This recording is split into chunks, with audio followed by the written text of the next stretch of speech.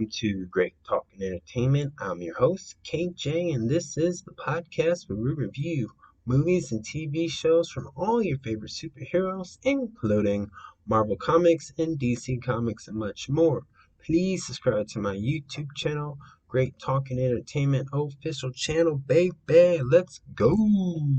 So, with the new Disney Plus series called She-Hulk Attorney of Law, this is the episode 1 review. And of course, yes, this is a spoiler. So, if you have not seen this show, pause this, give me a thumbs up to help this channel grow and kick the algorithm's butt, of course, so we can have more viewers. Please share this with your friends and family.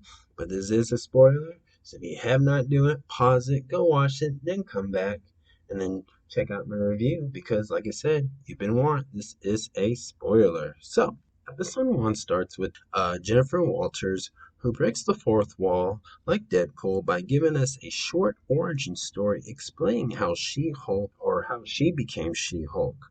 Now, this is a funny action-packed series that definitely has a lot of girl power and showing how she's gonna learn how to balance between being a lawyer and an Avenger and kicking butt in both sides of those situation. So this is gonna be a lot of series like that, and a lot of teasing of another Hulk appearing in this show soon, hopefully, and of course maybe other cameos, sorry, from other characters. So who knows? But other than that, this is a awesome episode. It was fun to watch. It's very easy, and I think a lot of people are going to get into this show because She-Hulk brings something totally different to the table than any other Avengers, in my personal opinion. So, let's talk about She-Hulk. Now, She-Hulk is Jennifer Walters. Now, they kind of change her. So, in the comic books, she was doing her job, and when she was heading home, with Bruce Banner, her cousin, she got shot by one of the other against her in court of law, basically, and they shot her, and then the Hulk had his blood to save her life. Now it's the same thing, but the only difference is they're driving, and they got in a bad, serious car wreck where Bruce Banner's blood accidentally went into hers.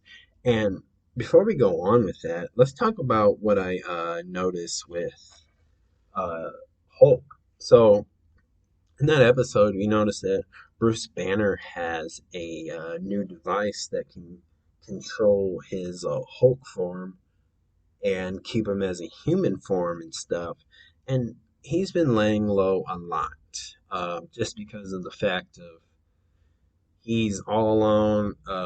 Obviously, the Thanos effect is still bugging him, and he doesn't have the Avengers to protect him per se. What I mean is Tony Stark, Steve Rogers, and Black Widow, who can protect Bruce Banner from the government, the FBI, and etc. So he's up in New Mexico, or maybe just Mexico City, I thought, but I couldn't remember. But he him and his cousin were just Jennifer. They were just driving around and they got in the car wreck. Now, what's interesting is how she did it, and what I'm okay with that. I guess it's like her getting shot by a gun on a Disney streaming platform is a little too dark for children. So they did the car accident, and then the blood just Bruce Banner's blood just dripped in, which I think that's fine. It still stays to her comic book origin. And what I like about that scene was just the aftermath of it. She doesn't remember, and she goes to a bar, and it's like a country club bar, and she goes in there, and instead of, she goes in the bathroom, and all these girls are like helping her out, being nice, and she's confused. But then a bunch of guys, were trying to hit on her, flirting with her, saying, "Hey, baby, where you going?" And then she turns into She-Hulk, and that's like her second form of transforming it. And what we learn in this episode when she goes hides out with her cousin Bruce Banner, he's worried that she could not control it because the history of Bruce Banner being the Hulk and Rage, but we learn that her Hulk version is totally different. She has more control. She doesn't have as Bruce Banner put it, a second ego or personality. Because when you look at the Hulk and Bruce Banner, it's like they're two different people.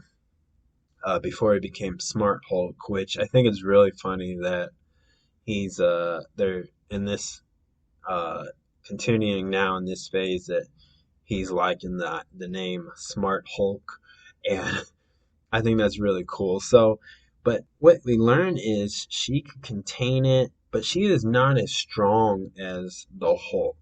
And I like how they said that without actually saying it, but just demonstrating through the training, trying to do yoga, just, doing cousin things. Like they were goofing around at some point, like two cousins would, like I would with my cousins, and so it's really cool and heartwarming at the same time.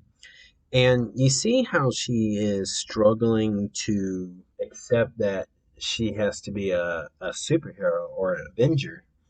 And she really wasn't, because her life before this, she was just trying to climb the top of the mountain of the law of just being a successful lawyer. And in this, you can tell that they're doing where the males dominate that and the women really struggle and scratch and claw for an opportunity or a spot to be even taken serious. And they're gonna have a lot of those topics which I can see, but she is trying to accept it, and Bruce Banner's just worried about her emotions going overwhelmed. But obviously, she is more laid back and has a lot of comedy to it, where she was like, "Well, all women get mad and rage like that," so it makes sense. So I think what's gonna happen is I think down the lines, and like when we get closer to the end of this season, she'll have that, and maybe in episode two, who knows? But maybe there'll be an episode where she does go like Incredible Hulk rage, and Bruce Banner will be there, because right now she thinks she's got it under control, because when they speed it up, yeah, she's doing fine, but then a villain comes, which is really, I really don't know her, so I'm just not gonna really talk about that villain, but I will be interested to see who she is, and obviously do better research for that. So, in episode two review, I definitely will talk about her, that villain, the woman who showed up at the end of this episode. Let's talk about small things that I noticed. So when in Bruce Banner's little hideout, he has Iron Man's helmet, and I believe it's the helmet that he had in the Avengers Endgame, and he also used the thing to calm him down, which the sun's rising, the sun's coming down type thing, I think. I forgot how to go, so I apologize, but it's something Natalia would say, Black Widow. And I think that's so cool. They're showing that he still misses them, and he still has not gotten over them. And of course, he talks about Steve Rogers, and they joke about it, if he's a virgin or not. And at the post credit scene, of course, he She Hulk gets it out of him, and he did lose his virginity in the Captain America First Avengers to maybe possibility one of the lovely ladies. But I had a theory. Here's one of my theories. I think Peggy Carter might have disguised herself as one, because they never really, and if you really watch that movie, they never really had like a bridge of when they truly fell in love. They kind of just, the next scene just kind of like they like each other, and she was jealous of other women, so they never really had that. But that's I don't know if Marvel's gonna go dig deeper, but I see that they're trying to keep Steve Rogers' name, and they're trying to be funny and comedic about it, which is totally awesome. So he still, obviously, Bruce Banner still misses them, and I think this also is going to show that maybe from She-Hulk's perspective, Bruce Banner can move on and heal because she might give him a reason to move forward, because she might give him hope that, okay, there is other group of people who can take on the Avengers, who can be the new Avengers, basically. Like, he don't have to worry about recruiting or finding the next people when like Kang the Conqueror, or maybe Thanos, who may return again, who knows, right?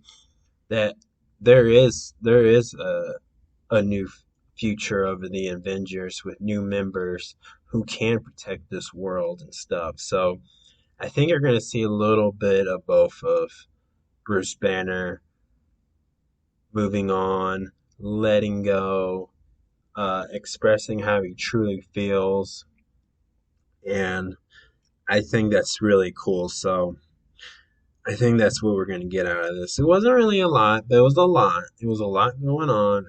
And I looked from the fun bit, it's going to be fun. It's going to be funny. It's going to be laughable. And there's going to be a lot of things going on here. So I definitely love this episode. And it really gets me excited. Like, I can't wait for episode 2. So if I had to give this episode 1 out of 10, I'm definitely giving it an 8 because there wasn't a lot, but they did talk a lot. They did have a lot of scenes, but I know that there was kind of a slow pace and they're just warming up. So I'm only giving it an 8. It was a great episode. I love it, and I encourage anybody to go watch that again. So that's my review. Thank you for listening. Please subscribe to my YouTube channel, Great Talking Entertainment official channel. Subscribe, hit that notification button so you can always be updated with all my latest content. Thank you and peace out.